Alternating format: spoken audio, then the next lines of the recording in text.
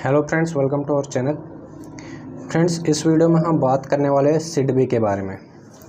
इसमें हम जानेंगे कि सिडबी की फुल फॉर्म क्या है, इसकी डेवलपमेंट कब हुई थी, इसके बेसिक ऑब्जेक्टिव्स क्या है और इसके फंक्शंस क्या है, इसकी बेसिक स्ट्रक्चर क्या है। तो सिडबी के बारे में ये सारे पॉइंट्स हम इस वीडियो में कवर करेंगे।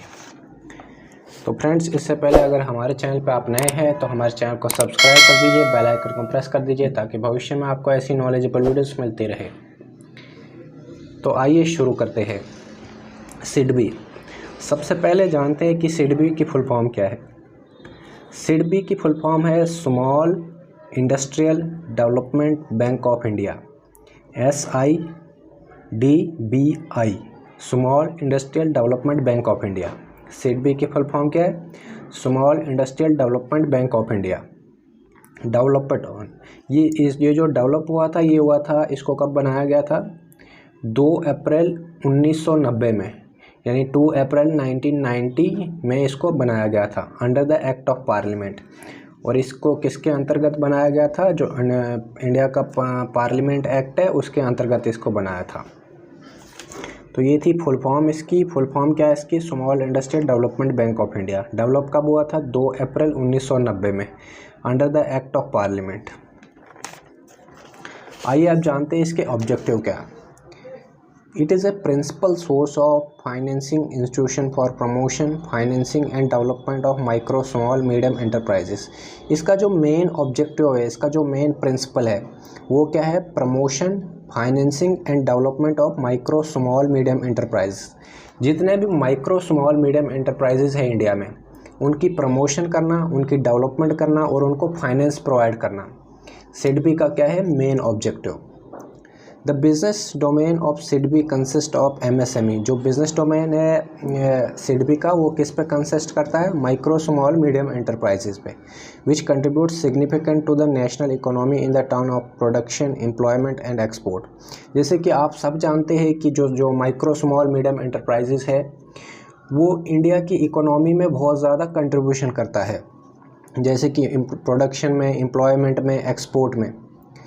तो इसी के लिए सिडबी को बनाया गया है ताकि उसको फाइनेंस किया जाए। स्मॉल इंडस्ट्री जो है, माइक्रो स्मॉल मीडियम एंटरप्राइजेस, उनको फाइनेंस किया जाए, उनकी प्रमोशन की जाए, उनको सही तरीके से चलाया जाए।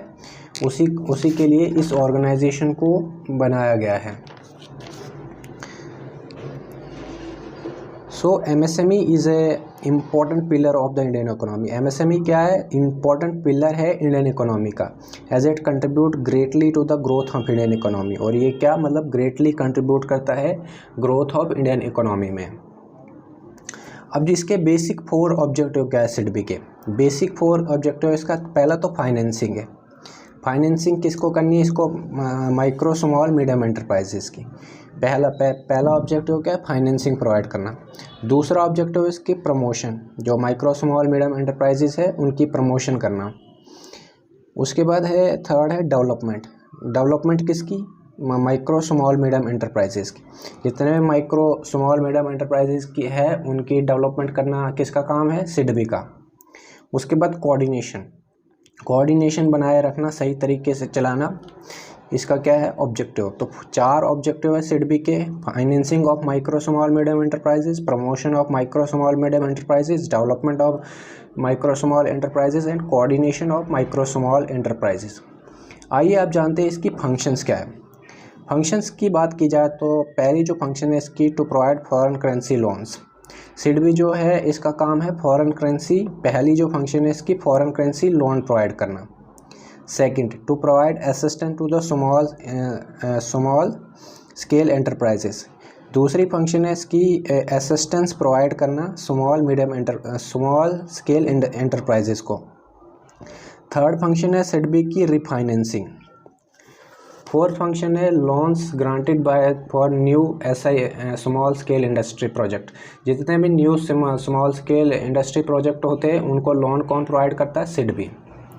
Point number 5, loan sanction by the SIDBI to the small, जो सिडबी जो लोन प्रोवाइड करता है, जो लोन सेंशन करता है वो किस लिए यूज़ किए जाते हैं? स्मॉल रोड ट्रांसपोर्ट के लिए, जो जितने भी स्मॉल स्केल के रोड ट्रांसपोर्ट होते हैं, ट्रांसपोर्टेशन ऑपरेशंस होते हैं उनके लिए, स्मॉल हॉस्पिटल के लिए, नर्सिंग होम्स के लिए, promote hospital tourism related activities. जितने भी स्मॉल स्केल पे मतलब ऑपरेशंस होते हैं, जैसे road transport operations, small hospital, nursing Holmes, तो इनको कौन लोन प्रोवाइड करता है? इनको लोन कौन सेंशन करता है? सिडबी करता है। तो हमने क्या डिस्कस किया? पहले तो इसका हमने आपको फुल फॉर्म बताया। फुल फॉर्म आपको समझ आ गई होगी, small scale industry development bank of India. उसके बाद कब डेवलप हुआ है? 2 अप्रैल 1990 में। किसके तहत हुआ? Under the act of Indian parliament. Main objective क्या है इसके? Financing, promotion and development, coordination of small medium enterprises.